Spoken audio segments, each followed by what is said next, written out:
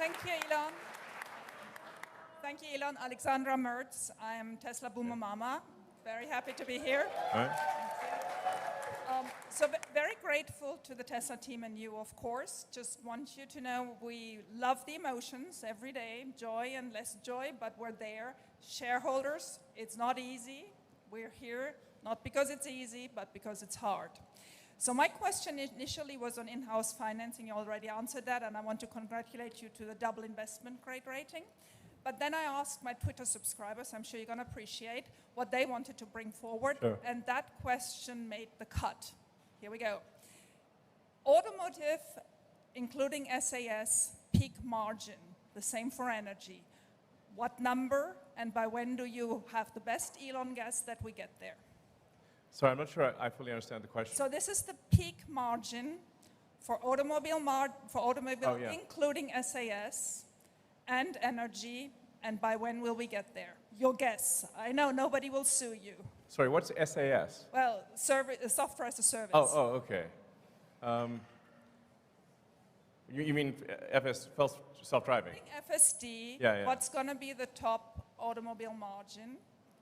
Yeah. I mean, what I was saying earlier is that at the point at which you have a truly autonomous vehicle that can drive around with no one in it, the utility of the vehicle, I think, as a rough guess, is probably 5 times what it is today, because people will drive an average of an hour and a half a day, perhaps, so 10 hours a week. But if the car is autonomous, it can probably, just speculation, but it probably can operate for a third of the hours in the week, which would mean 50 or more hours, thus a 5-fold increase. But the car costs the same. Sure, I understand, but what is going to be the margin for Tesla then? Because you're obviously thinking you're going to sell much more FSD then, right? You may have a system in place of robotaxis. You may have a cut with fleets. So did you do any projections what the automotive peak margin for Tesla could be in 2 years, 5 years, and the same for energy? Well, I mean, this is definitely, we're in sort of highly speculative territory here. But obviously, if you've got a car that costs the same and has, say, I don't know, a 20 or 25% margin, and suddenly is able to be used 5 times as much, then you might have 80% margins, and the revenue would increase several-fold. That's why I say it's probably going to be the biggest asset value step change in the history of Earth.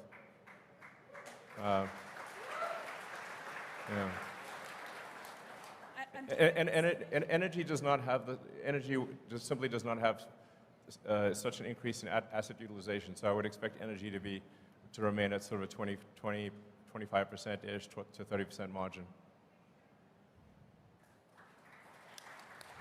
All right, so you said ask the tough questions. You're still good, right? Yeah. All right, cool. First of all, though, as a family man, I just want to say there's a couple of things like a loop for tether of a car seat going through the headrest, which would be super helpful. There's a couple other things that would be really nice. Model Y is the only one you can do that in today. Maybe we could fix that. But when we're thinking about 4680 battery cells, should we be thinking about the efficiency and the performance we're getting today? Or is there some updated timeline path that we could see closer to battery day presented efficiency, performance that we can look to in the future? Well, I think, first of all, it's really important to express the difficulty of, for Tesla to go from nothing to making a battery cell that we aspire to be better than any other battery cell on Earth, even when compared to companies where the only thing they do is make a battery cell, is obviously not a trivial exercise. That said, we do see a path to very high energy density and higher energy density and lower costs than anything else out there. But it's a hard path. It's a very hard path. Normally it would be absurd for companies to attempt such a thing. And no other car company is really attempting to do anything like this. in a serious way. So I guess technically BYD, because they started out as a battery company, but yeah, so it's a very difficult thing to do. But I think we are tracking to success in that regard. So. Hey, Elon. First of all, thank you for undoubtedly making the world a better place for my son to live in. Thank you. It's kind of you say. Once Cybertruck is fully ramped in Austin, what is the target production? And also, there's some rumors that you're thinking about stepping down as CEO. Please say it ain't so. It ain't so.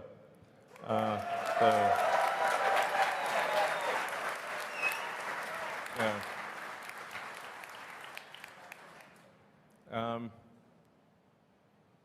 Yeah, so I think Tesla's going to play an important role in AI and AGI, and I think I need to oversee that to make sure it's good. So, because that's a thorny problem if there ever was one. You know, like I think generally people do not, or very few people, even in the AI community, do not appreciate just how much capability Tesla has in AI. It's by far the most advanced real-world AI. There's no one even close. Reality has the most degrees of freedom. So I got to make sure that's good. So, and you were saying something? Cybertruck fully ramps Oh, here in yeah, Austin. yeah. Target production. So, as I said, you know, we'll start production later this year. We'll start handing over cars later this year. There will be an S-curve of production, so it'll be slow at first, and then ramping up. And I guess we'll see what the demand is like.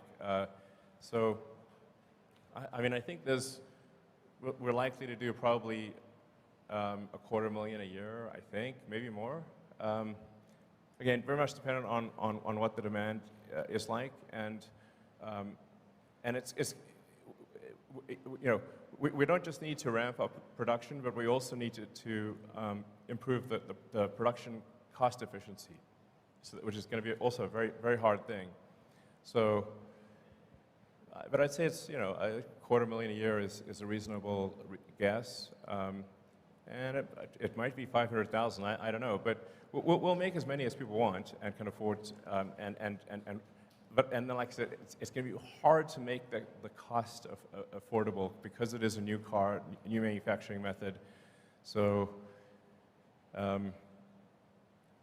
in the grand scheme of things, relative to the production rate of all the other cars we make, it will be small, but still very cool. Yeah, thanks. Elon, maybe 3 more questions? Sure. Oh, thank you.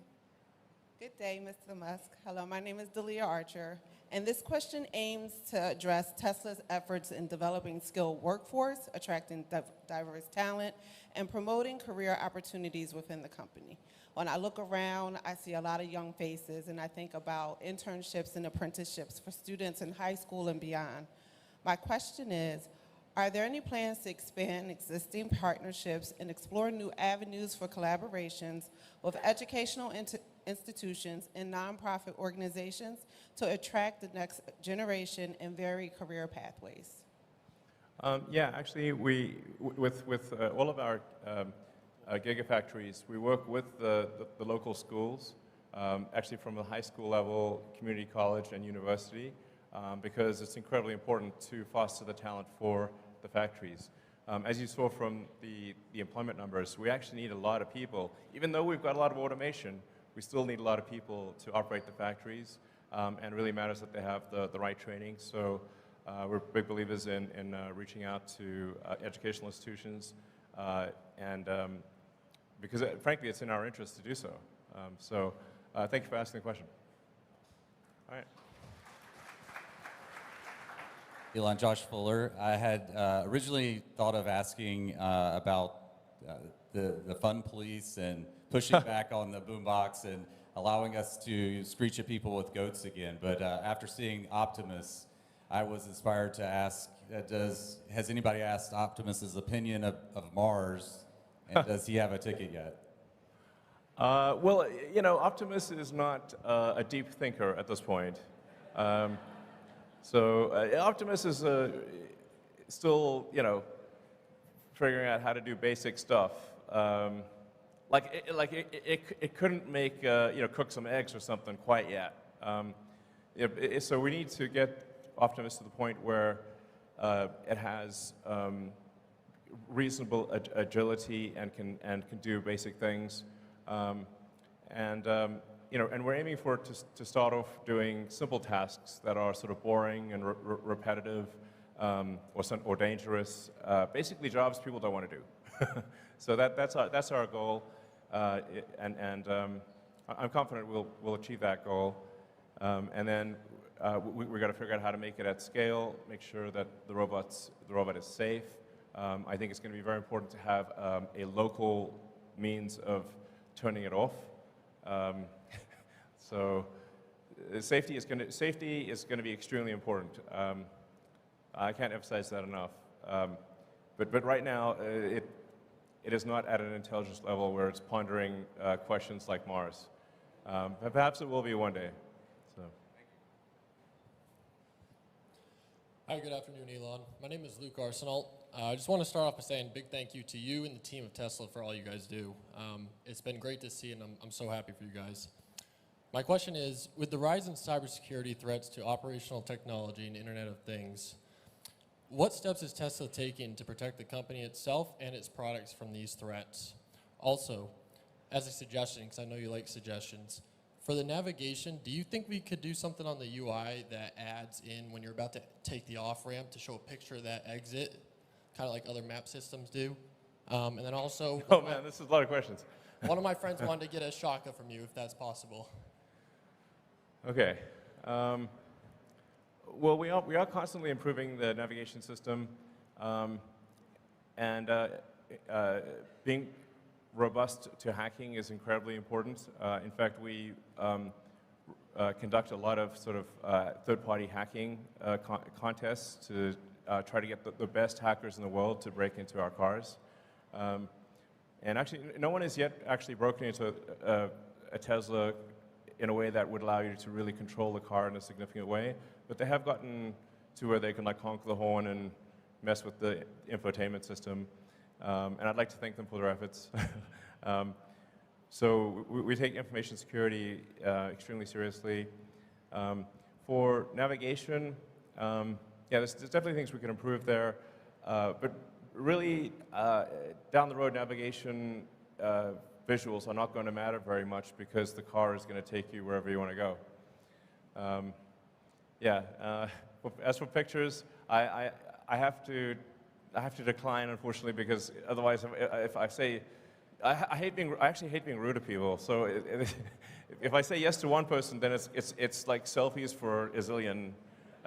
You know, it gets kind of crazy. So, but thanks for asking. Maybe we'll take one or two more questions, actually. So, sure. I don't know. Okay, is your... Sorry. Hello. I had a question on the efficiency. I don't know if you've been paying attention to Aptera, and I was curious if you thought that was a space that you could see Tesla getting into, as far as not just an efficient manufacturing process, but also the actual car itself and range. Or just buy. I'm not super familiar with them, but we have a lot of we have a lot of products to get done. It's not like it's never a shortage of ideas. Ideas, frankly, I find ideas to be somewhat trivial, but the execution of the idea is extremely difficult. And as I said, like prototypes are easy, production is hard. Production and cash flow positive is excruciating pain that you like at a level you cannot believe. So it's not product ideas; they're irrelevant. That's what I think of them. It's sort of like the idea of going to the moon. That's not that's irrelevant. Getting to the moon is the hard part. So, okay, so maybe one last question, yeah. Elon, John Lopez from Orlando here. I've got two things for you real quick. The first one is with rideshare being a growing thing, especially with Tesla owners, are we going to get a guest mode option available for that? The second thing is as an X-Plaid owner, I would really love to get track mode. As a what, sorry? X-Plaid. Well, Plaid has track mode. The Model X Plaid does not, though. Oh, Model X. Yeah, we can probably add that, sure. Yeah, no problem. So, rideshare is a bunch of these things will really not be relevant in a self-driving world. You can summon the car and take you somewhere, and if you want to add someone to that ride, you can if you want to. But overwhelmingly, it is about achieving full self-driving. And I think we're really getting to the final stages of full self-driving where, I drove for several days around Austin, just dropping pins in random locations, and had 0 safety interventions.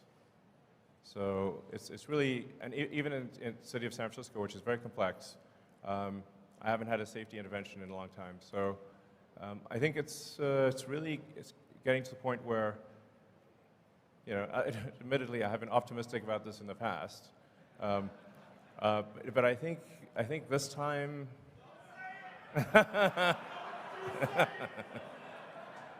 All right, I won't say it. All right, fair enough. All right.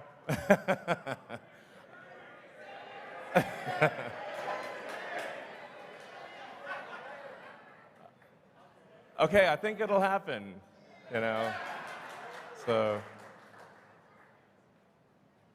all right, you want one last question? Sure.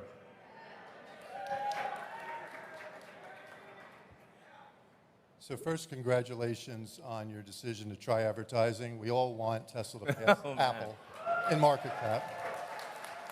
I didn't realize people wanted it that much. Okay. It's good that a lot of people agree. So earlier this year, you cut prices on everything, 15, 20%. More recently, you've been raising prices on Model Y, Model S, Model X. And can you just talk about the pricing strategy on Model Y going forward and keep it separate from the decision to bring out the next-gen vehicles that we all agree is going to, blow the doors off on volume. But just on Model Y, it's the best-selling product in the world.